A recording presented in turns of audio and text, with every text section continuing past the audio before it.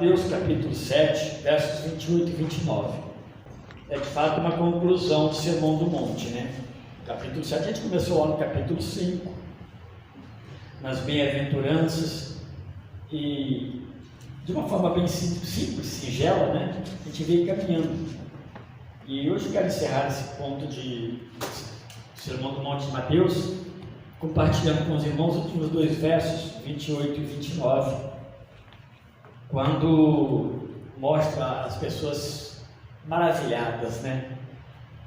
Por ouvir Jesus Cristo. E eu fico imaginando, quando nós lemos Jesus, né, através do Evangelho, principalmente através dos Evangelhos, alguns escritos de Paulo, num encontro que ele teve bem específico com Jesus Cristo, a gente percebe a capacidade, né, intelectual de Jesus Cristo, mas uma coisa fora do normal, que aqueles que olhavam para ele, que não eram discípulos dele, principalmente os fariseus, os líderes fariseus, olhavam para ele, né, e apontavam para ele como um filho de homem, né? E um filho de homem, portanto, não é normal que ele tenha algumas capacitações, então desprezemos-lo, né? Desprezemos.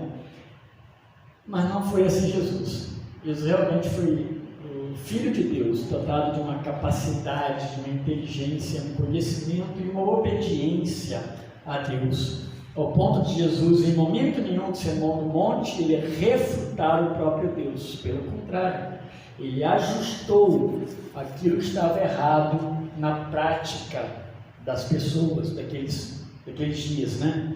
Ele corrigiu, ele ajustou. Vocês estão errados na forma como vocês estão interpretando. Digamos, se Jesus hoje viesse, nós temos a palavra dele aqui para nós, está muito claro, mas se ele viesse, fizesse um sermão do monte e conseguisse juntar, né, todos aqueles que têm uma afinidade com Jesus Cristo, o que ele falaria para todos os seus ouvintes com relação às práticas de cada um, né?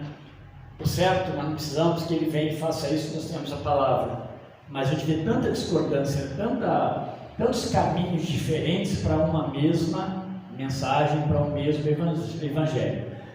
Porque todo mundo pode pegar as escrituras, levantar e falar assim: essa é a minha palavra, né, a palavra que eu sigo de fé e conduta. Todos esses vão levantar as mesmas Bíblias e vão dizer: essa é a minha regra de fé e prática. Então, quando eu estou falando para alguém sobre confissão de fé, eu quero dizer o seguinte para essas pessoas: olha, o que nós fazemos é destacar alguns pontos das Escrituras, nem tudo, alguns pontos básicos da nossa fé, o que nós cremos nessas Escrituras. E aí por diante, cada um que tem a Bíblia, levanta ela, vai dizer alguma coisa. Eu creio essa aqui é a minha regra de fé e prática, mas é conforme eu creio. Nem sempre extrai a verdade das Escrituras. Jesus ensinou com clareza: não houve dúvida em coisas básicas para a nossa fé. E quando nós falamos da suficiência de Cristo, não pode haver, porque nós aprendemos quase que a vida toda que nós participamos da salvação. Aí vai chegar um dia que nós vamos acordar e olhar para a Escritura: não, a salvação é única e exclusivamente uma obra de Deus em Cristo. Nós somos beneficiados com isso, né? E aí Jesus ensina isso, e está claro nas Escrituras. Ele diz aqui assim, quando Jesus acabou, o Mateus, né? Quando Jesus acabou de proferir essas palavras, estavam as multidões maravilhadas da sua doutrina. E não foi só essa vez.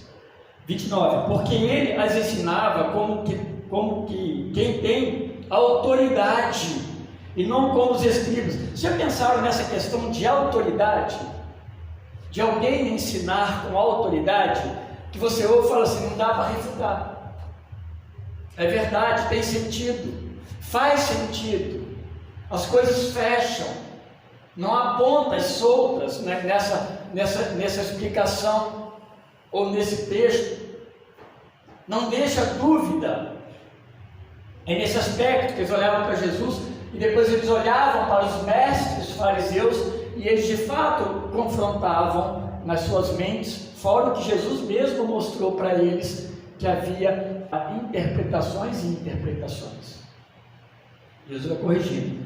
Esse tempo que eles ouvem essa mensagem de Jesus, não sei quanto tempo foi isso, foi um tempo talvez longo, e eles ouvem uma porção de ensino que eles já conheciam partes, mas não era como Jesus ensinou, para no final eles dizerem que eles ficarem maravilhados e falarem: esse aí ensina com autoridade, não é qualquer coisa. Quando nós olhamos para essas palavras aqui bem no final do Sermão do Monte de Mateus, eu particularmente sou levado, né, a imaginar, pensar em tantas pregações, ou tantos pregadores, né, e tantas pessoas que saem maravilhadas com os pregadores. Elas saem maravilhadas com os pregadores, e às vezes, meus irmãos, nem sempre isso é ruim. Mas quando que é ruim? Quando nós saímos maravilhados com o pregador, e nós passamos a seguir o pregador. E se o pregador um dia não pode ser mais o meu pastor, não tem outro pregador, porque não está maravilhado com Cristo, está maravilhado com o pregador. E quando nós nos maravilhamos tão somente com o pregador, normalmente nós não nos maravilhamos com Cristo naquela pregação. Isso não é bom. É bom quando o pregador prega, ensina bem, mas é bom quando ele não aparece, mas Cristo é visto, e as pessoas saem falando: como eu aprendi de Cristo nesse culto. O problema dos nossos tempos, né? Porque são tempos onde os pastores e os líderes, eles estão preocupados com uma série de coisas que elas são inseridas e parecem evangélicas. Eles têm esse formato de evangélico, de igreja evangélica, mas que promove muitas pessoas. Talvez seja um grande perigo. Eu não sei, mas vocês vão imaginar aí quantos pregadores que vocês conhecem na mídia, que vocês podem ter certeza de fato que eles são pregadores que não têm orgulho nos seus corações. Tem muitos. Estou falando de mídia, meus irmãos, porque é ali que a gente vai encontrar muitos pregadores de todo tipo, né? E aqueles que têm uma porção de like, outros não têm, isso não importa. Mas como que a gente classifica isso? Muitos desses que nós conhecemos, eles de fato são pregadores humildes, grandes pregadores, mas de fato humildes, porque eles entenderam quem eles são no reino de Deus, qual é o papel de cada um deles no reino de Deus. Outros, de fato, você vai perceber que na sua exposição eles querem atrair para si as pessoas, né? Eles querem promover a si mesmo e promover pessoas também. E aí é uma expressão que eu costumo falar muito, um grupo muito grande de evangélicos, mas muitas vezes pessoas vazias sem Jesus Cristo, onde pregadores buscam sucesso pessoal e ouvintes desejam ouvir o que querem ouvir, não o que precisam ouvir. Por isso que a pregação expositiva, e eu creio que foi o que Jesus fez aqui, né, com certeza, ela vai nos ensinar, muitas vezes vai ser o quê? Grande parte das escrituras nós não desejamos. Eu vou falar agora, meus irmãos, não é que você não deseje, mas nós não desejamos pela nossa própria condição de ser humano pecador, decaído. E quando a palavra de Deus nos confronta, ela nos humilha, a gente fica, né, abatido, porque é contrário ao nosso desejo como pessoa, desejo pessoal, né? Alguns desejos que nós estabelecemos para nós, a palavra de Deus nos confronta, principalmente por causa do nosso pecado. Então a palavra de Deus normalmente ela nos confronta, e por isso ela é um tanto indesejável, mas nós vamos aprendendo, porque Deus, pelo poder do Espírito, Ele vai moldando o nosso coração e a nossa mente, para que nós sejamos como Cristo. Esse ponto é um ponto bom, né? É o ponto ideal, mas não é o comum, porque normalmente as pessoas querem ouvir aquilo que massageia o seu ego, né? Que elas saiam da igreja felizes, mas que felicidade, né? Aquilo que falou que ela vai ser uma pessoa muito feliz, ou ela é uma pessoa muito feliz pelo que ela faz, e às vezes o que ela faz não é coisa boa, mas ela saiu contente ali, porque tudo vai dar certo na sua vida. Ela não viu nada que possa dar errado. E quando dá errado, o que acontece normalmente? Alguma coisa está errada na fé, alguma coisa está errada na igreja, alguma coisa está errada naquele pregador, alguma coisa está errada nas escrituras. Porque gera, é o sentimento que gera. Mas quando a nossa fé é firmada e o ensino fica muito claro, a gente pode ouvir, as palavras mais confrontantes que existirem, mas serão palavras mais confortantes que nós possamos ouvir. Elas nos confortam, elas nos consolam. A gente muitas vezes chora com a palavra difícil, mas nós nos contentamos, porque quando o choro produz verdadeiro arrependimento, não tem coisa melhor. E normalmente as palavras de Jesus Cristo são palavras que nos confrontam, porque nós somos pecadores. Dificilmente nós vamos muito bem, Muito bem. Olha, você não tem problema nenhum. Você não tem nem pecado. Isso é impossível. Isso não acontece. Então a igreja é cheia muitas vezes de pessoas vazias de Jesus. Muitas vezes as pessoas não saem nas pregações, nos ensinos, elas não saem maravilhadas com Cristo, mas elas saem maravilhadas com o pregador. Não é errado, meus irmãos. Seria um erro meu mesmo falar isso. Não é errado. As pessoas falam, puxa vida, que mensagem que o pastor trouxe, que mensagem que fulano tal trouxe, que mensagem que eu ouvi tão boa, quando eu liguei o rádio ou quando eu vi na televisão. Isso não tem problema nenhum. O problema maior está no coração do pregador, e o problema maior vai estar no coração das pessoas. Se o coração do pregador não for um coração de servo, não adianta.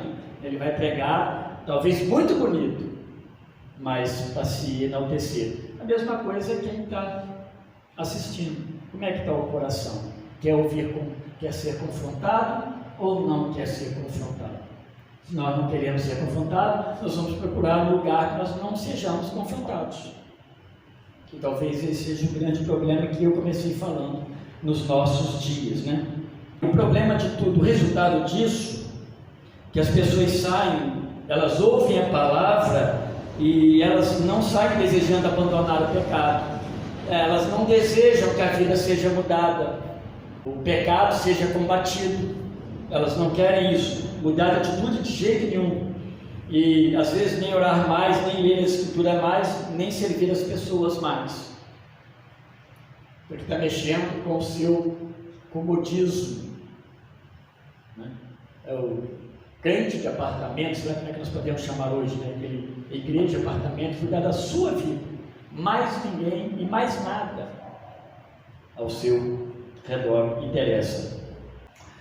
Bom, esse não é o bom evangelho. Quando as pessoas não saem realmente maravilhadas com Cristo, é um perigo. Precisamos sair maravilhados com Cristo quando nós ouvimos a palavra de Deus. Tudo aquilo que Jesus ensinou aqui no Sermão do Monte são difíceis de fazer. Via de regra, são coisas difíceis de nós executarmos. Por isso, eu repito que eu já falei tantas vezes aqui, porque ele é um dos melhores, um dos bons autores dos escritores e teólogos do Sermão do Monte, que é do John Stott. Ele usa muita expressão da contracultura cristã, porque ele vai dizer assim, o cristianismo se torna uma contracultura, porque o mundo não está indo a favor do cristianismo, pelo contrário, não precisamos muitas pesquisas para vermos que nós caminhamos na contramão do mundo. Então o cristianismo se torna então uma contracultura, e aí é difícil cumprir, mas são coisas certas, coisas boas para o discípulo de Cristo. É o que nós precisamos como discípulos. Algumas expressões que ele usa, por exemplo, bem-aventurados que sofrem. Você gostaria de dar uma palestra motivacional? Falar com o André, lá na MS, chegar lá e falar, André, dá uma palestra para nós aí sobre motivação, e você lê o sermão, as bem-aventuranças ali do capítulo 5. Não vai ser muito bem-vindo. Por quê? Porque aquele negócio não bate. Bem-aventurados que sofrem. Opa, meu irmão, que é isso? Nós queremos sucesso. Então, não é um bom linguajar. Quando fala de ser sal e luz, é negação. Depois, não apenas matar, mas ele fala assim, não se encolerizar, que é bem mais. Então ele aperta mais as coisas. Não apenas não cometer adultério, mas não cobiçar. Olha, não é uma coisa muito simples de se ouvir. Apenas sim para sim e não para não. Essa é outra coisa, né? Que a gente precisa compreender. Porque é um mundo que muitas vezes, né, o sim pode ser o não, não pode ser o sim. Ou deixa para lá, né? Mas sim, sim, não, não. Não somente amar os amigos, mas os inimigos também. Ele inclusive complementa bem dizendo que vos maldizem e orando pelo que vos perseguem e maltratam. Não é uma linguagem, não é um procedimento fora do contexto, né? E Jesus Cristo está errado? Não, ele não está errado. É isso que nós estamos falando. O cristianismo, ele está nadando, né? Está indo numa correnteza forte contrária nessa contracultura. Então Jesus está certo. E ele continua dizendo, não fala todos os pontos do Sermão do Monte, mas ele diz mais: ninguém precisa saber, né, das obras boas que você faz. Ele vai confrontar os fariseus com isso. E nós muitas vezes não gostamos de fazer alguma coisa e mostrar o que nós fazemos. Nós não gostamos muitas vezes de ser reconhecido pelo bem que fazemos. E Jesus está dizendo o seguinte: se o seu coração não está satisfeito em fazer escondido em oculto, tem coisa, né, errada. Por publicação, para nos exaltar, isso não é bom. Junte tesouros para o céu e não aqui na terra. Ora, isso aí não é um bom discurso para os nossos dias, né? Em que sucesso ele está em primeiro lugar. Busque primeiro o reino de Deus. Também não é uma coisa muito boa de se ouvir. Não é o melhor discurso para você falar neste mundo no aspecto de um mundo que busca sucesso. As pessoas buscam colocações, beleza, uma porção de coisa. Pare de julgar os outros com a sua própria justiça. Eu botei com as minhas palavras aqui. Todos esses discursos são muito diferentes quando nós olhamos para o contexto fora do cristianismo. Tome cuidado por entrar, né, pela porta estreita. Não, olha só, né, Jesus está falando de uma coisa que não é fácil, né? Não somos nós que fazemos isso. Mas porta estreita não poderia ser uma porta larga? Já que é tão bom, não poderia ser algo muito mais fácil? Mas não é assim. O reino de Deus, ele é diferente e de fato ele é diferenciado.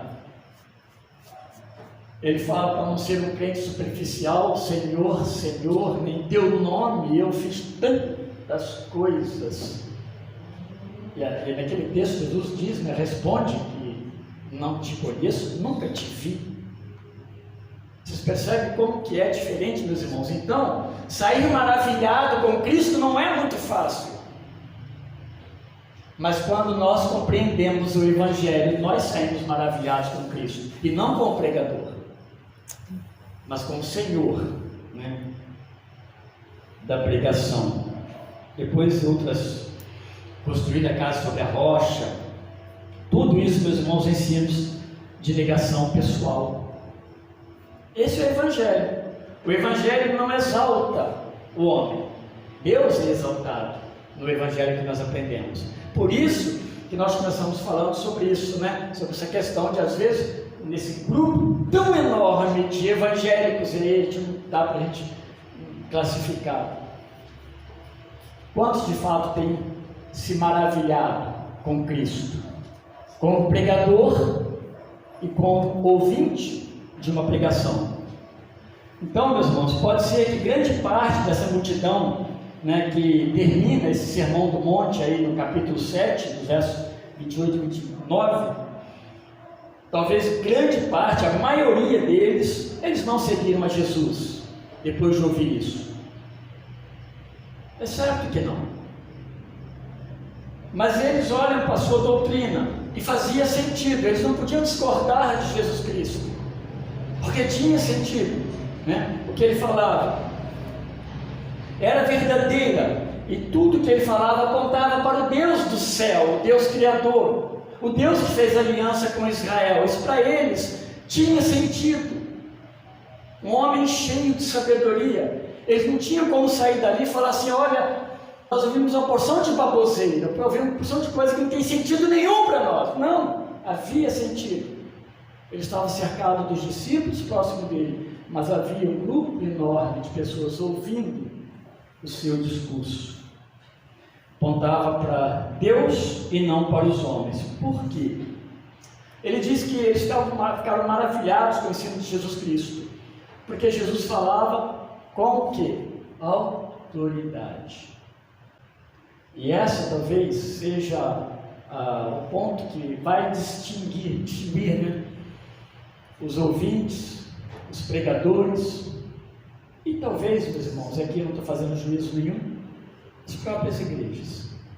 Talvez nenhum de nós, principalmente aqui da PIB, né, somos perfeitos, somos melhores, de forma alguma. A gente precisa tomar bastante cuidado, e talvez nós estejamos tomando esse cuidado, de que a questão mais simples, a igreja possa de fato aprender e ser instruída a olhar para Jesus Cristo e adorar a Deus, e não ao pregador, e não aos pregadores. Nós jamais gostaríamos de criar no coração, na mente de qualquer pessoa, uma adoração, uma admiração enorme pelo pregador e não por Cristo. Seria muito triste para todos nós percebermos essas questões. Ele falava com autoridade porque sua palavra ela não diferia do que Deus já havia anunciado na sua própria palavra. Jesus ele não estava desconectado com o que Deus ensinou, pelo contrário, ouviste o que foi dito, eu porém, vos digo, porque eles estavam fazendo errado. Ele ajusta as coisas para o centro da vontade de Deus. Ele não foi encontrado em falta diante do que falou. E quanto tempo ele falou ali no Sermão do Monte? E alguém no final disse: olha, o que você falou está errado. A não ser lá na frente, acusações falsas, planejadas. Mas ninguém saiu aqui do Sermão do Monte, pelo contrário, maravilhados, porque ele falava como quem tem autoridade. Não foi encontrado falta, ninguém pôde acusá-lo de dizer e não fazer, ou não ser o que ele prega. Não tinha nada que pudesse falar contra o Senhor Jesus Cristo. Não foi encontrado nele nenhum tipo de pecado, a palavra de Deus já afirma isso. Então ele falou, alguém falou assim: quem está falando aí? Não, ele não é um como nós, ele é sem pecado. Ele apontou para o reino de Deus, para a necessidade de arrependimento, ele apontou para a fé, ele chamou a atenção para a fé verdadeira, a fé que serve e não é servido. Os fariseus então eles não tinham autoridade, e um dos pontos fortes nesse Sermão do Monte é o confronto que Jesus vai fazer com os fariseus, porque seus ensinos eram ensinos mentirosos, havia uma hipocrisia, e essa talvez seja a palavra central para definir o ministério dos fariseus, regrado por hipocrisia. Então não tinha autoridade, eles criavam leis, ajustavam situações, praticavam uma religião politizada, defendiam interesses naquilo que pregavam, que faziam, que anunciavam, a sua condição do povo. Então esse cuidado nós precisamos tomar, por isso que a Bíblia precisa ser central. A gente precisa olhar para a palavra de Deus e expô-la, mas não é de nós. Por isso que nós não somos contra testemunho, testemunho edifica a igreja, e tem até o seu momento. Mas um culto, uma boa liturgia, nós precisamos ouvir a palavra de Deus. Se temos testemunho, tem que ser um testemunho da palavra de Deus, porque esse de fato a gente não erra. Ele toma até esse cuidado também. E por isso eles também, os fariseus, não apontavam para o arrependimento e fé em Deus.